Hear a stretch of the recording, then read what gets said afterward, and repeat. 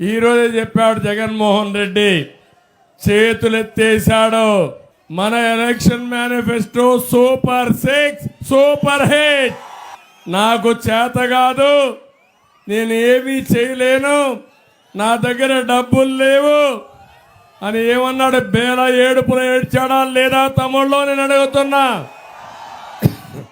ఒక నాయకుడికి ఒక విజన్ ఉండాలి, పరిపాలనా దక్షత ఉండాలి, సంపద సృష్టించాలి, ఆదాయాన్ని పెంచాలి. పెంచిన ఆదాయం ఈ పేదవాళ్ళకు పంచితే అది నిరంతరం కొనసాగుతుంది. కానీ ఈ మనిషి చేసిన పని మీరు ఒకసారి చూస్తే 45-75 సంవత్సరాల్లో ఆంధ్ర రాష్ట్రానికి తీరని ద్రోహం చేసిన వ్యక్తి, తెలుగు జాతికే ద్రోహం చేసిన వ్యక్తి ఈ జగన్మోహన్ రెడ్డి అని చెప్పి నేను మీకు తెలియజేస్తున్నా. ఇక్కడ ఉండే వాళ్ళందరూ ఉన్నారు.